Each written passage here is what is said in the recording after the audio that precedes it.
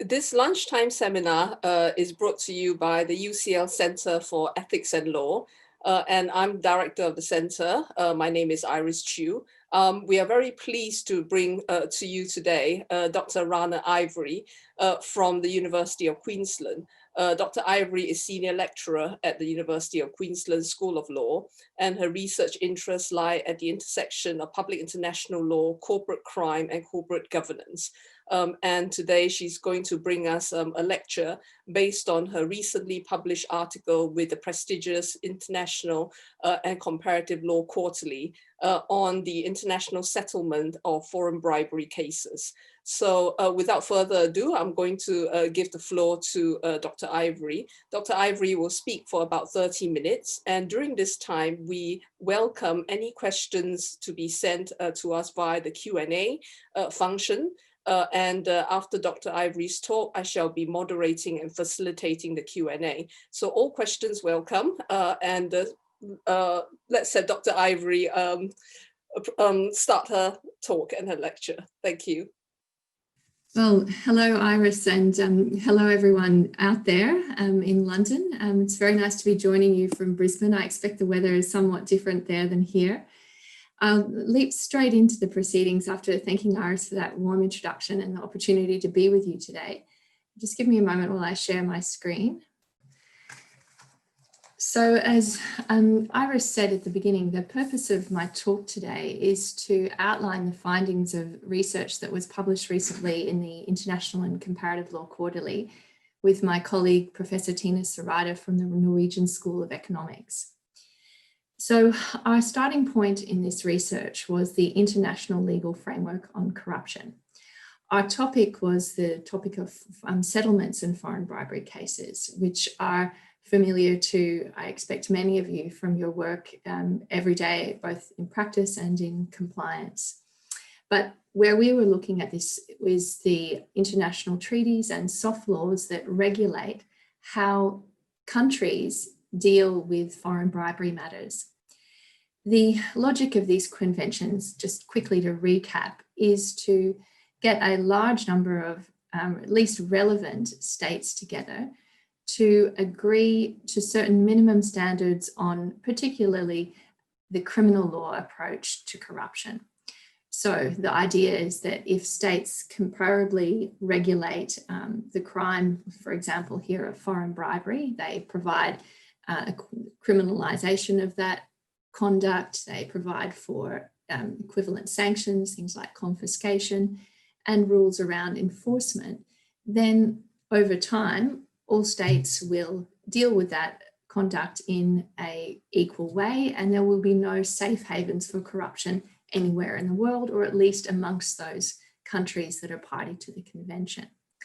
In the case of foreign bribery, the idea is that regulating potential foreign bribe payers at home will also reduce the appetite and the market, as it were, for bribery in countries where that may occur. So one problem with this regime is that countries are likely to cheat. So they may see opportunities for themselves to benefit from no corruption by their competitor countries without necessarily following the rules by themselves. So the conventions have with them what are called in the literature treaty monitoring mechanisms or peer review mechanisms. These are simply forums where countries that are parties to the convention come together and check on each other's compliance. And they produce reports, which were an important part of our analysis. So moving now into the paper, these anti-corruption treaties create, as I said, an almost universal requirement that states sanction foreign bribery, so that they treat foreign bribery as an offence. And they do that for legal persons as well as for individuals. However, the vast majority of these corporate foreign bribery cases are in reality settled between governments and firms. That's according to a 2019 OECD report. Also, the popularity of corporate settlements is at odds with the controversy about such agreements in domestic legal systems. We have lawyers like myself and Iris and other colleagues who talk about the potential downsides of settlements for values that are associated with the rule of law. So the negotiation of corporate responsibility can seem antithetical to norms of equality and impartiality and publicity that are the normal mainstay of our criminal justice system. Organisational psychologists and law and economics scholars are also concerned with settlements. They caution that agreements between prosecutors and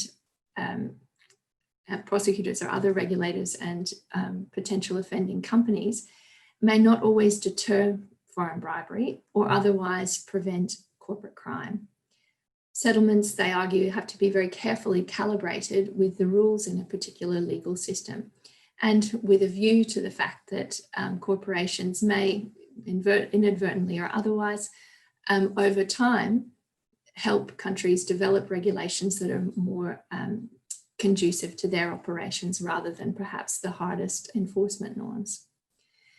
Last but not least, if we're talking law and economics, there are also big questions about whether settlements are really an efficient outcome or approach for governments.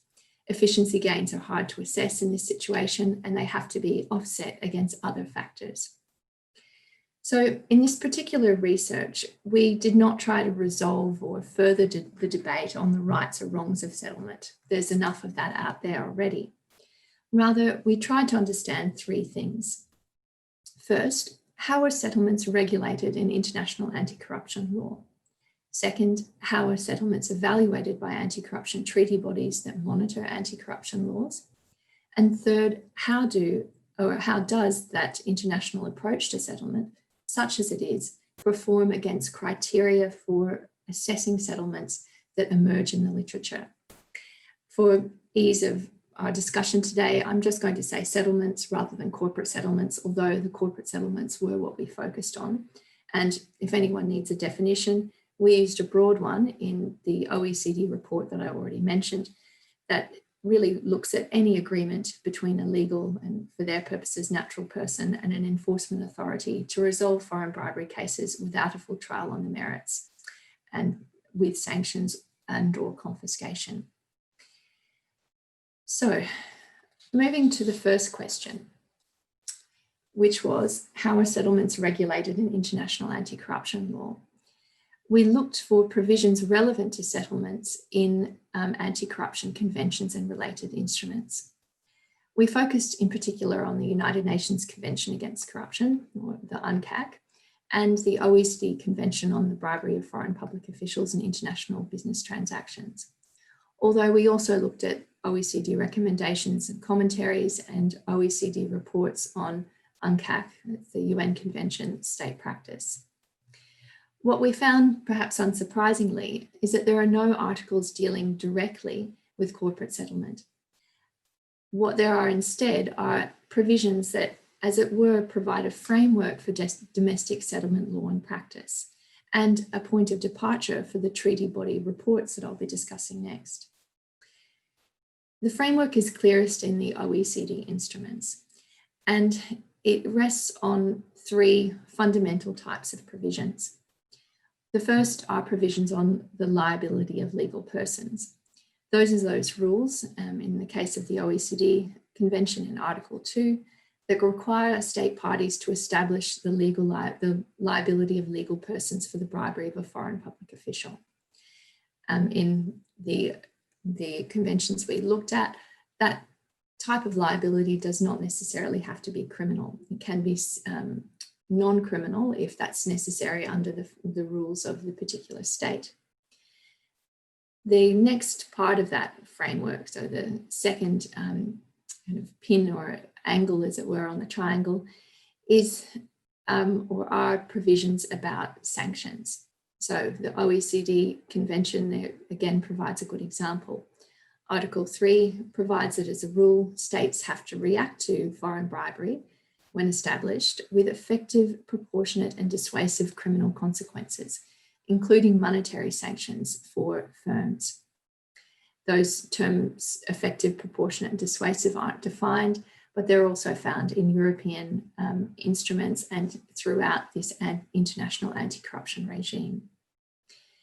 The third set of provisions relevant in this area are those on the use on, let's call them procedure. And in the case of the OECD Convention, particularly on the use of prosecutorial discretions. There, states have an obligation to ensure the, I quote, professional exercise of discretions and to exclude certain considerations. Here, we're talking about considerations of national economic interest, the potential effect upon relations with another state, and or the identity of the natural or legal persons involved.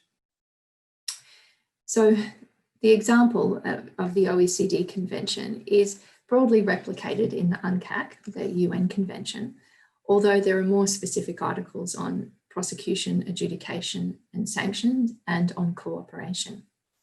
That's all a bit of detail that I won't go into here. Just to wrap up this point, basically the treaties seem to require states to prevent foreign bribery by influencing corporate calculations of their future or their behaviour in the future. So they want companies to look at national law and make calculations on the risks of foreign bribery. And obviously, because they're anti-corruption treaties, to calculate that those risks are not worth the rewards. As part of that, they regulate prosecutorial discretions and, in the case of the UNCAC, cooperation. These rules provide what we would call a loose international limit to the state's capacity to bargain with wrongdoers in national law.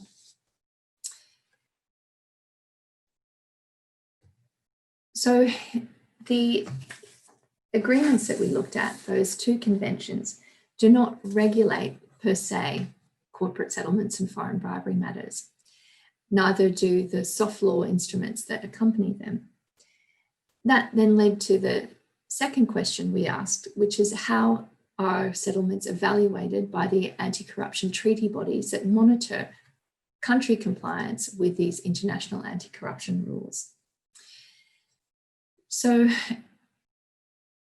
the reports, what we did in this step was to look at the reports that are produced by the OECD and UN anti-corruption monitoring bodies. Those bodies, as I said, have a practical role to stop cheating by countries that are party to the convention. But they also have both a political and an interpretative weight. On the political side, they may help shape developments in domestic law. They have an apparent function to help states improve their performance under the international regime, but they also have a practical role, really, of providing a certain kind of criticism that then can prompt countries to move their law in the one direction or another. In legal terms, international law, it's possible that these treaties perform a role of being subsequent practice and therefore something relevant to interpretation under the Vienna Convention. So either way, these are instruments, these are a rich source of data we found on settlements. We came to that conclusion by undertaking a systematic review of reports produced by the Implementation Review Mechanism, which is the UNCAC review body, and the OECD Working Group on Bribery, abbreviated here on the slide as the OECD WGB and the UNCAC IRM, excuse the alphabet soup. We looked at reports up to September 2019, and we tried to determine how those bodies had dealt with corporate settlements in those compliance reports. And by memory, we looked at around 180 reports in total. What we found was that the international anti-corruption treaty bodies implicitly endorse domestic settlement laws and practices, but subject that endorsement to a series of qualifications that make reference to the terms of the treaties, so the provisions such as those I mentioned, and other general principles.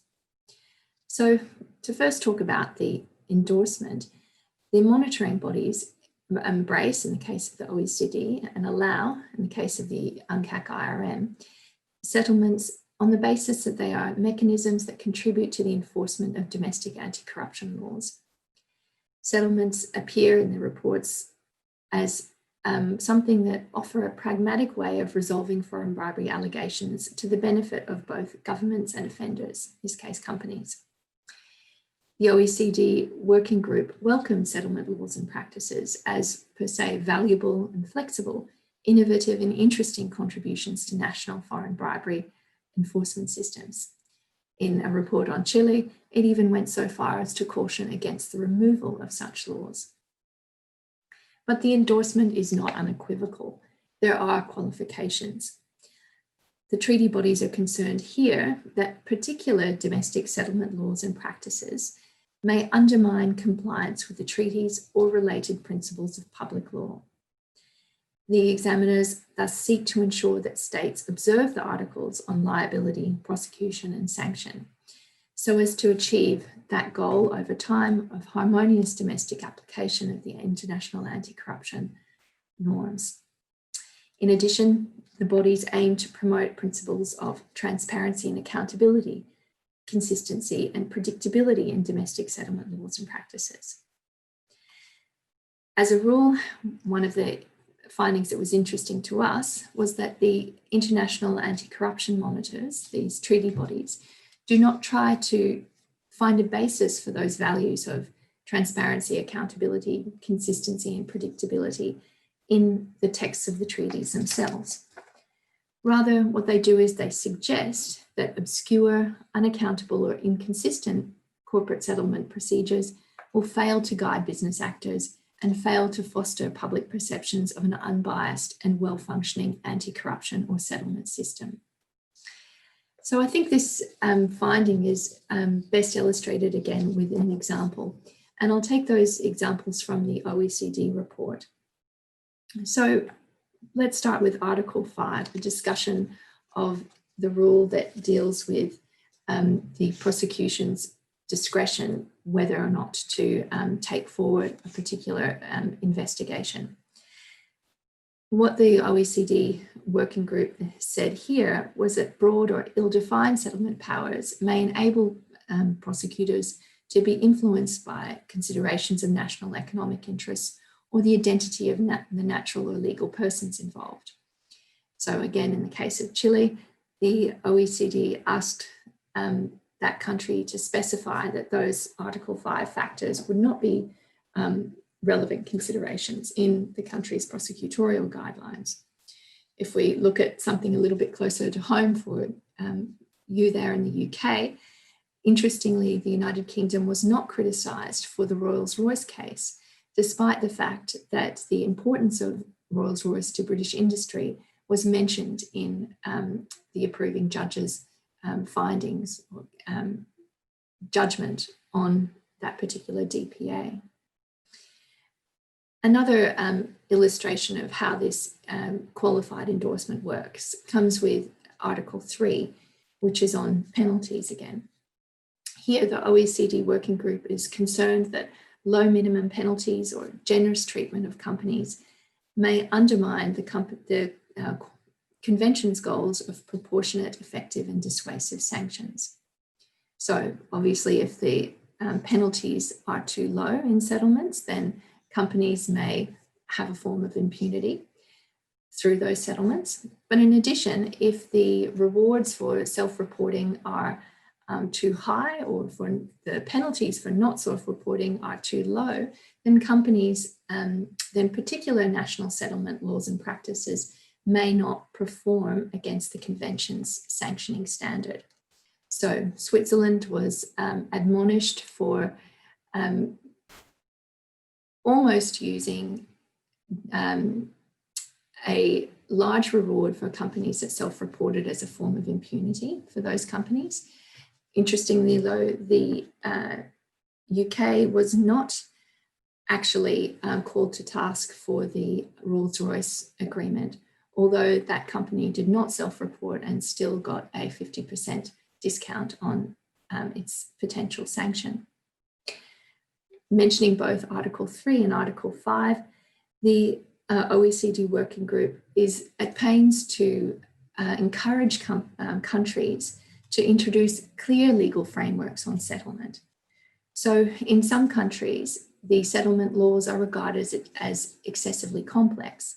That was something that came up with respect to Brazil, which was recently in the anti-corruption headlines for its car wash investigation. There's also concern that the lack of prosecutorial guidelines can inhibit both the carrying out of the country's obligations under Article 3 and under Article 5. And Australia was called to task here, as was the US, however, although it is, one would say, the kind of grandfather country for settlements. If we look in particular at those principles, and transparency, accountability, consistency, and predictability, we find the OECD calling overall for greater disclosure of information about specific settlements concluded in party states. If settlements are secret, it will be difficult for people within the country, as well as for international observers, to make a calculation about whether the settlement is equivalent enough to what the company would have gotten by way of a fully contested criminal penalty, and to ensure that it is effective, dissuasive, and proportionate as a sanction. There's also a concern, though, that secret settlements may weaken public trust, public confidence in domestic enforcement systems, and reduce the signalling effect of the sanctions that are found in the resulting agreements. Last but not least, checks and balances, something that's very important in domestic prosecutions, though which do not figure overly in the OECD reports on corporate settlement laws and practices. The need for some form of independent review is mentioned in several reports, but this is not necessarily judicial review. And there's not much discussion of rules or principles like fairness per se, or the potential problem of scapegoating, which is well known or often discussed in the literature. And that's the problem where the company, or effectively its senior managers, agree to a settlement and related disclosure of information to prosecutors that comes at the expense of lower level employees and is perceived at least to protect those in more senior positions from individual enforcement action. So those were our findings in overview with respect to that second question about how anti-corruption treaty bodies are monitoring anti-corruption, how settlements comply with anti-corruption standards. The third question was, how do does this international approach to corporate settlement perform against criteria for assessing settlement in the literature? And this is where we could say, a little bit normative. What we did, though, was source criteria from the literature on settlement. So we were interested in what academics from a range of disciplines said about desirable settlement laws and practices, and then the extent to which those considerations were taken on board by the treaty monitoring bodies. We also were interested in discussions or considerations of what makes good international lawmaking practice. And we sourced those again from the literature in the relevant discipline, in that case, international law and international studies. So what we came up with is two broad categories of criteria.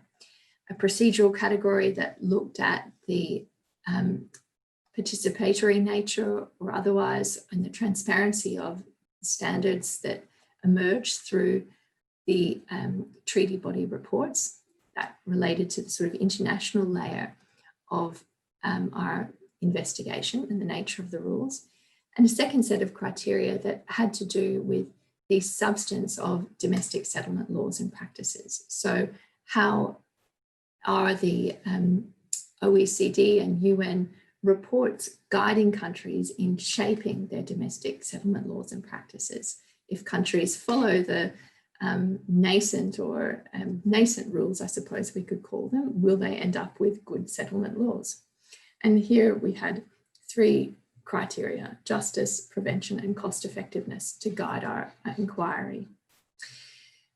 On the issue of procedure, we found some opportunity for non-state actors to participate in the shaping of reports, but that opportunity was perhaps unsurprisingly quite limited. These are interstate processes, so it's state decision makers which have the say.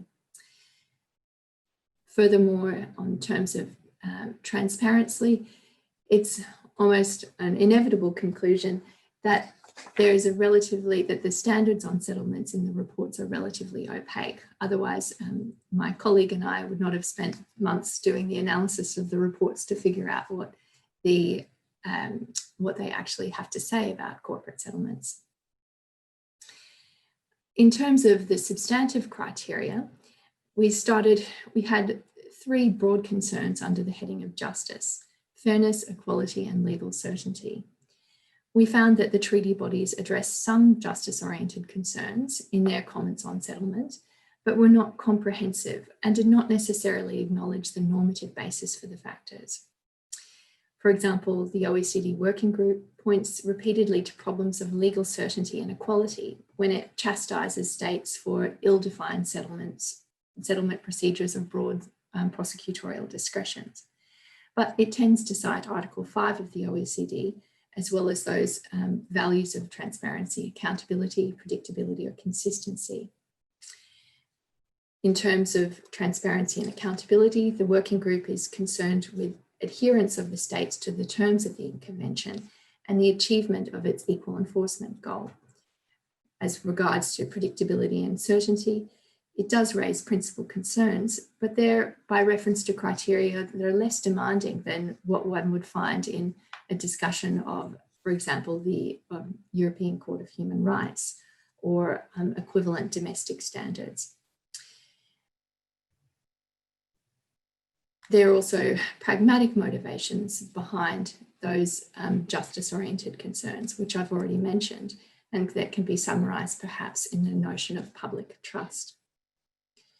What about prevention? This is a more pragmatic goal, and it reflects the sort of concern in the literature that settlements may provide a good way to incentivise deterrence, but only when other conditions are met. It also reflects a concern that there's a tension between the cooperative aspects of settlements, encouraging companies to come forward with information, cooperating with investigators in the investigation, undertaking self-cleansing measures, the types of measures that will address potential misconduct in the future and hopefully undo past misbehaviour, and the coercive goals of the legal system. We found that there is some implicit guidance in references to values like accountability and transparency, consistency and predictability, but those principles are basically too broad or are not precise enough to moderate the high stakes of settlements for governments and firms. They're also directed to disclosure requirements in each state and not necessarily harmonious requirements across states. Last but not least, cost effectiveness. Our research considered how the international anti-corruption treaty bodies approach corporate settlements and help governments to consider the cost effectiveness of their corporate settlement laws and practices. Here too, we found a lack of guidance for states.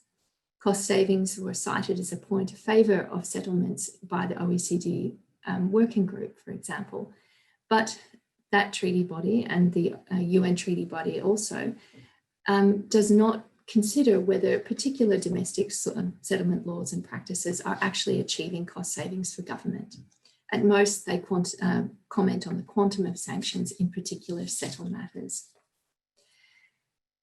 So, in conclusion, we ended up with an irony. States and international organisations fail to clearly articulate their expectations on settlements while calling for transparent, effective and predictable domestic settlement rules and practices. What is the way forward? Well, at the international level, it would seem that reforms are needed. We do have some high-level principles on settlements that were produced by the G20 in 2017. But I dare say they aren't particularly well known, and they are quite general. They also reflect, I think, the impression that we've come up with from our analysis of the country body of the treaty body reports without actually taking and distilling those findings much further. It's a paragraph in that agreement and not, or that statement of principle, and not more. The OECD Working Group on Bribery is currently considering a review of its recommendations, and that review was based on a long inquiry document, similar to, I suppose, a domestic law reform inquiry document that solicited views from members of the interested public, and matters relevant to settlements were covered by that review. As yet, though, no recommendations or the results of that reporting process haven't been released. So we don't yet know whether the OECD Working Group will be refining its recommendations or developing other instruments, and whether they would cover this issue of settlements. Meantime, there was an effort by non-state actor groups to contribute to that process and raise some of the concerns that I've mentioned about settlements. One of those groups was a consortium of NGOs, another a consortium of academics, practitioners, and others, which my co-author and I participated in. She is the leader, me as one of the members. So basically, we're really watching this space to see how international anti-corruption treaty bodies respond to the types of issues that have been brought forward by groups such as the ones I was involved in, and address the issues that I've reviewed quickly from this research today. Thank you. Right. Thank you very much. Thank you, Dr. Ivory, for sharing your presentation and for giving us your view of what the international bodies are doing in terms of anti-corruption initiatives. And this research must have been very, very rigorous and very informative. So thank you very much for that. I hope you don't mind me kind of raising a couple of questions of my own, because I do not work excessively in this area of corporate corruption and global governance on this, but it is highly interesting. And I thought to myself that in the presentation, there seems to be an implicit assumption that the DPA would be a weak way of addressing anti-corruption compliance. I'm just wondering whether or not there could be, any way of seeing it more positively in terms of whether that could be an educational experience for the company involved. I mean, the Rolls-Royce settlement involved a senior lawyer working with Rolls-Royce in some rather detailed heads of procedural change and training requirements, and some of it would likely have been quite costly for the company to implement. So it probably is not lost on the company. So I'm just wondering about your views on this aspect, the kind of educational aspect that may come through with procedural change, and whether you think procedural change matters that much. I mean, there are skeptics out there that doubt that procedural governance would do very much for corporate compliance. It's too easy to be box ticking. But there are also writings out there to say if you start managing things differently, people may also work substantively, differently. And so the procedural change is really just a start, and it's not a bad way to do it. So I guess some more critical views on the DPA. The other thing I would like to find out is, what are your views on, for example, individual liability? I think we do criminalize bribery as an offense for the individual as well, but in corporate settlement cases, there is very little pinpointing of responsible individuals or of senior management, for example. And I'm thinking of this angle because I come from financial regulation, and we have had sweeping changes after the global financial crisis, trying to pin down individual responsibility on senior managers and introducing some really sweeping changes here in the UK. I know it's not universally accepted elsewhere, but it has come into force for several years now. I'm just wondering whether the kind of individual liability, especially for senior management, might be a better way of addressing anti-corruption compliance. So sorry for having gone on and on, but I would love to hear your views on these.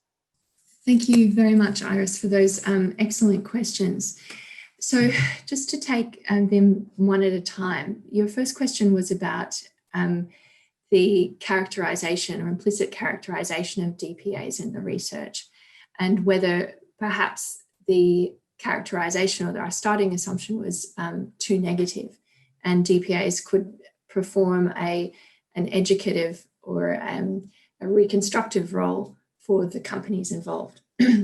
So first I would say that actually on a particular settlement tools, we are, I think, relatively agnostic. My colleague is an economist, I'm a lawyer, so we don't come at the international settlement options, the smorgasbord of options of which DPAs are one, with a particular agenda to say that DPA is bad, I don't know, NPAs or plea agreements good.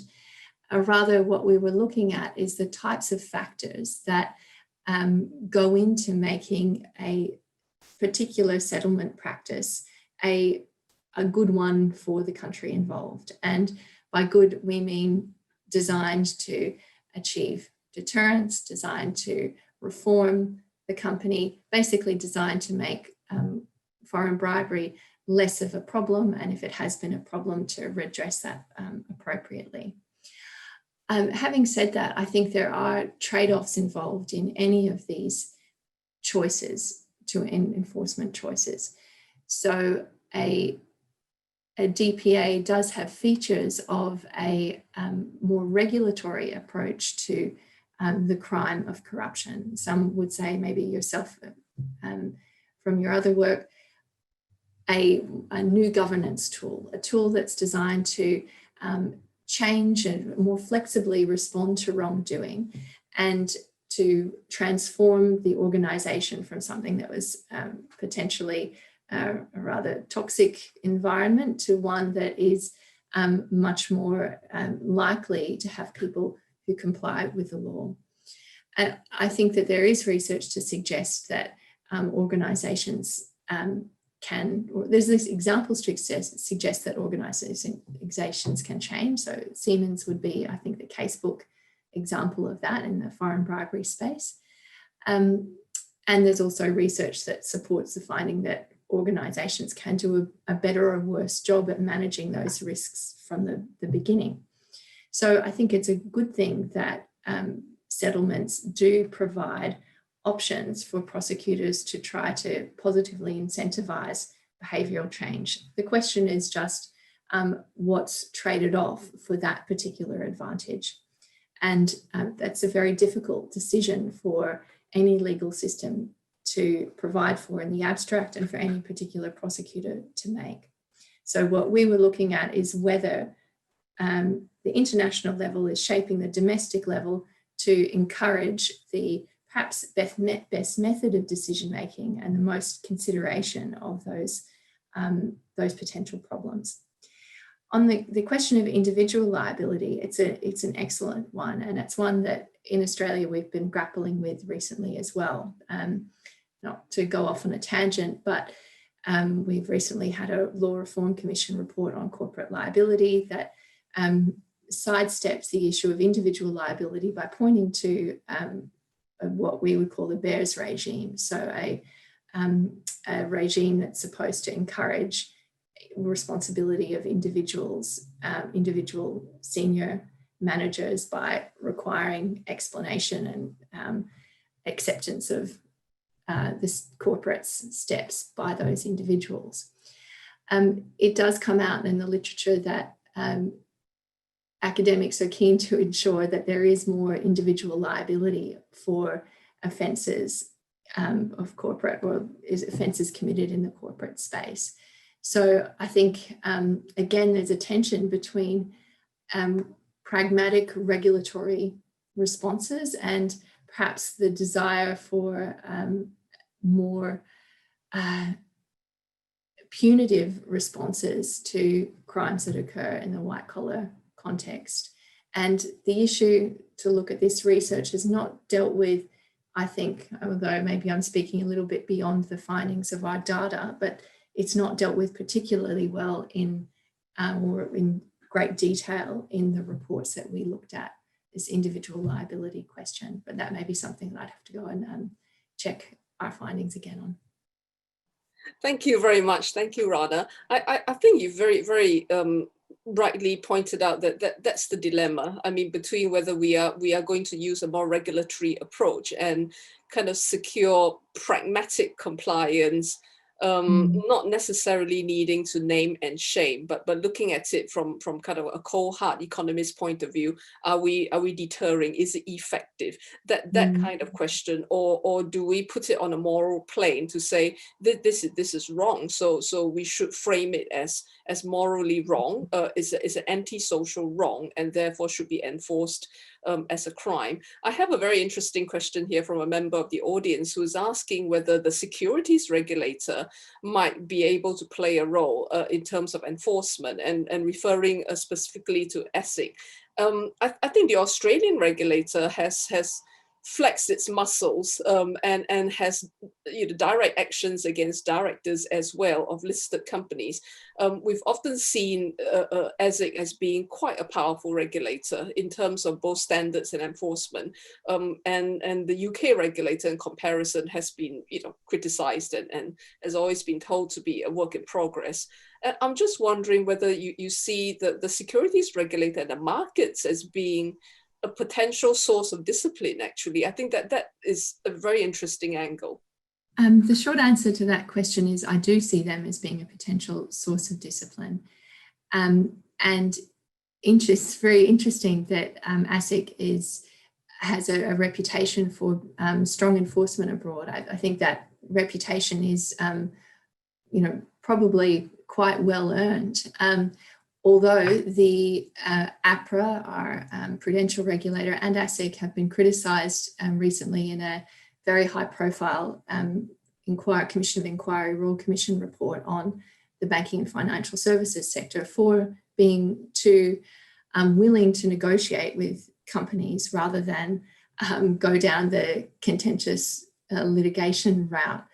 So yes, it's just an interesting observation that ASIC is seen to be much more aggressive from abroad. So to get to the nub of the question though, what role can securities regulators play, particularly in how they deal with directors? So in the Australian space, we have seen litigation that has resulted from high-profile bribery, allegations of bribery. So we had a scandal involving the Oil for Food program and a wheat exporter here, government-owned wheat exporter, and the directors in that case were pursued for breaches of directors' duties. And the findings of that case were mixed. If I'm drawing a little bit on my memory here, but I believe one of the directors was found to be in breach of their duties and the other not. What's interesting though, I think if you read the cases, is that it's quite difficult to get into the misconduct. So directors' duties cases, which often have to do with whether the company was managed negligently or not with regard to its duties not to breach the law, sort of stepping stones regulation approach. The judges have to go into a great deal of detail into the procedures that were, and the procedures that the company had in place and the things that the directors did or did not do, which is all warranted in the case of looking at breaches of that particular director's duty. But in terms of the performative role of the criminal law as a contrasting method of regulation, it's much more difficult to actually conduct a conversation about whether particular people did the right or wrong thing. So it's a very different kind of judgment and sends a very different kind of signal, I think, than a criminal sanction. I know criminal judgment pronounced on the company or on individuals by the court, and then later on through sentencing procedure. I'm not saying it's better or worse, but when we are looking at that dilemma, regulatory approach versus more criminal approach for crimes, corporate crimes, I think that's a relevant factor. Maybe if you would allow me just one final question, which is what is the role of international bodies? I'm just wondering. I mean, the OECD has never been particularly strong in terms of shaping kind of international, I mean, I would say international convergence. They have been quite strong in shaping that, but they haven't really been strong in shaping kind of domestic implementation. The Anti-Bribery Convention has been around for a long time before the UK got it into its books. And I'm just wondering whether it is their role really to press for stronger domestic implementation, or is it the role of domestic voices, policymakers, NGOs, and more pressure from the bottom up? I mean, what do you see as the driving forces that are necessary actually to make these laws more meaningfully implemented domestically? Again, that's an excellent question. Basically, what we're looking at here is what real role do these international organizations play in changing domestic law, so processes of state change. For that, I